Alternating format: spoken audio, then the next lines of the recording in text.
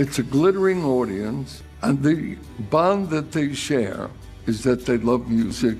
Some analysts argue that Era functioned as a kind of proof of concept, a test run for a business model that could later be scaled up.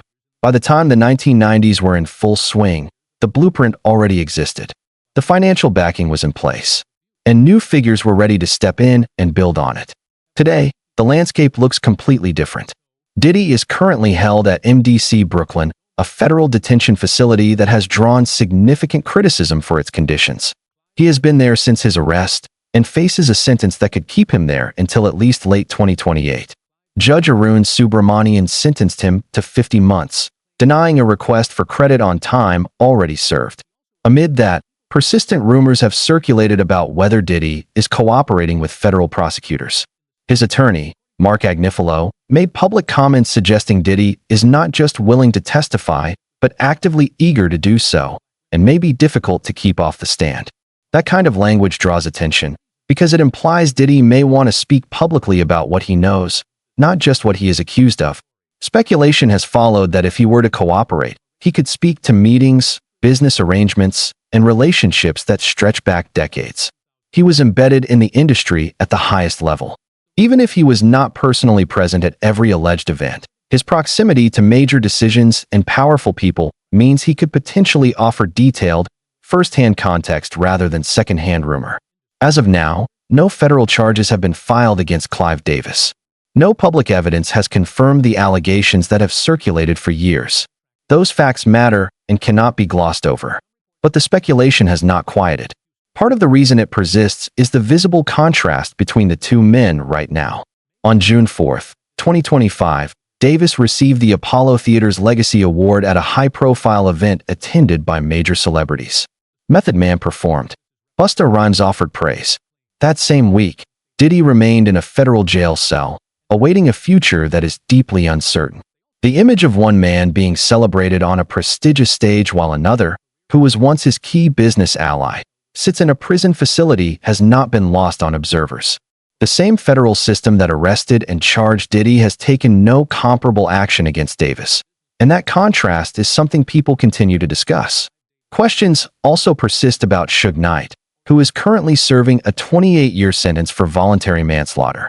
Knight has a long, extensively documented history of bitter conflict with Diddy, which makes him a complicated voice on anything involving the music industry. Many argue, reasonably, that his credibility is compromised by his criminal record, his personal resentments, and his clear motivations to damage others. But supporters of his claims argue that dismissing him entirely means ignoring what he is actually saying. Knight has alleged that hidden recordings exist involving powerful figures in the music industry, and that those figures go beyond Diddy, extending to people at higher levels of the industry structure. He claims these higher-level individuals were involved in similar behaviors that others have been accused of, and that the industry quietly protected them. He also described something he referred to as the egg test, an alleged practice in which upcoming artists were reportedly put through humiliating or degrading situations before being accepted into industry circles. Knight described it not as something hidden, but as an open secret, widely known among insiders, rarely spoken about in public. He named Davis not as someone who organized these alleged practices, but as someone who was aware of them and chose not to intervene. Davis's representatives rejected those claims directly, describing them as false statements from a convicted felon with personal grievances. And that is where the tension in this entire story lives. On one side, serious questions about credibility and motive. On the other, claims serious enough that people feel they warrant a more forceful public response than they have received. Knight has also alleged that in certain situations involving accusations against powerful artists, settlements were handled through unofficial means, specifically by placing accusers on company payrolls in arrangements that looked like normal employment but were designed to ensure silence. No legal action has been taken against Knight for making those statements. No lawsuit has forced a full public retraction. And perhaps most notably, neither Universal nor Interscope, companies specifically named in his allegations, have responded loudly or aggressively. Some observers interpret that silence as a deliberate strategy to wait out the story. Others find the quiet itself to be worth noting. Across decades in the music business, few names carry as much weight as Clive Davis. He built careers, shaped sounds, and moved quietly through an industry where influence is everything. But recently, a series of reports and long-circulating allegations about what may have happened behind closed doors at his Beverly Hills estate have reignited conversations many thought were settled. What exactly are people saying? Why does it keep resurfacing? And could any of it actually change how history remembers him?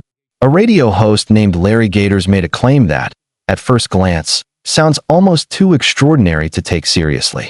According to Gators, a secret gathering took place at Davis's Beverly Hills mansion in 1995. He alleged that rappers from across the country attended, alongside individuals connected to the CIA, the FBI, and executives from private prison companies. The message supposedly delivered to the artists in that room was direct: make music about clashing with law enforcement, use degrading language toward black women, and lean into aggression and controversy. The reasoning behind it, Gators claimed, was financial. Private prison companies stood to benefit from rising incarceration rates. It would be easy to dismiss all of that as unfounded, and many did. But what gave the story staying power was a separate anonymous letter that surfaced online in 2012.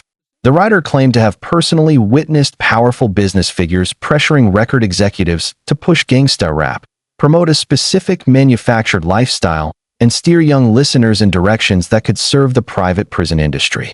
The letter was never verified.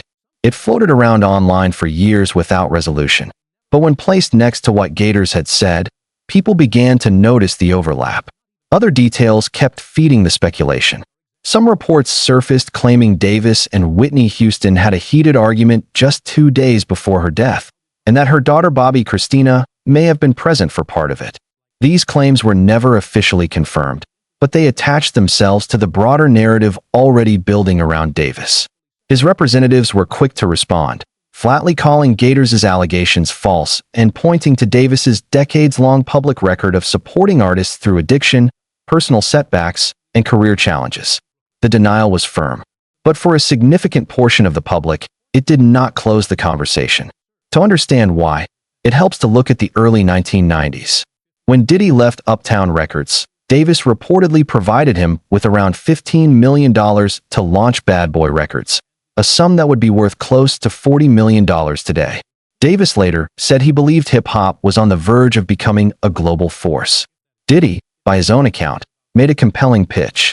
But observers have long noted how unusual that level of investment was for someone who had never run a label, had no major production credits, and had a reputation for being difficult.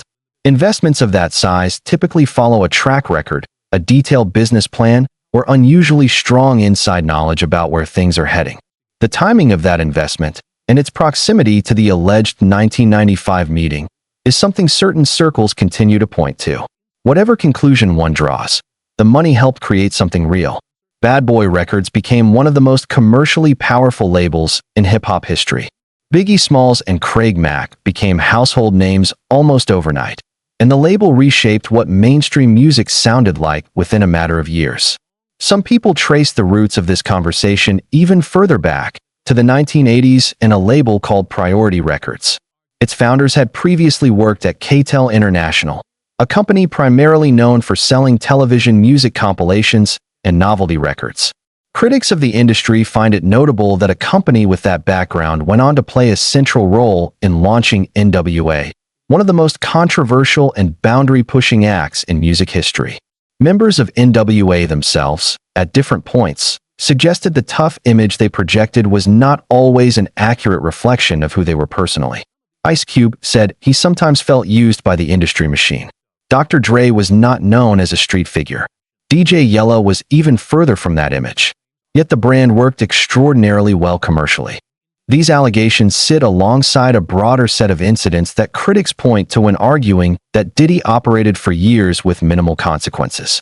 In 1991, a charity basketball event he promoted at the City College of New York resulted in a deadly stampede that killed 9 people. The event's crowd management had been widely criticized as insufficient. In most industries, an event like that would cause lasting damage to a career. But 2 years later, in 1993, Davis provided the investment that launched Bad Boy Records. The message some took from that sequence was that in the entertainment world, Generating value for the right people can absorb almost anything.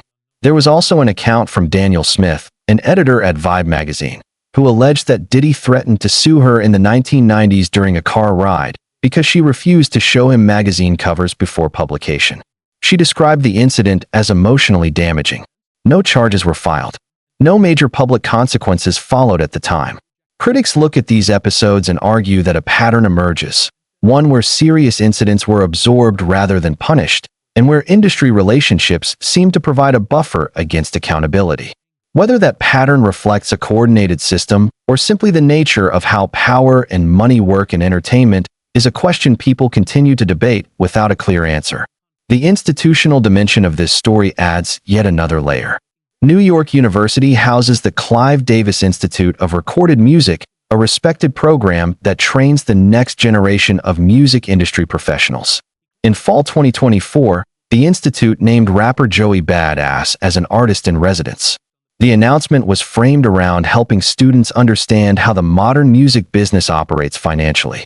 Critics argue that framing sounds different when placed next to everything currently being discussed about how the music industry may have operated for decades. The Apollo Theater honor in June 2025 made the contrast even sharper.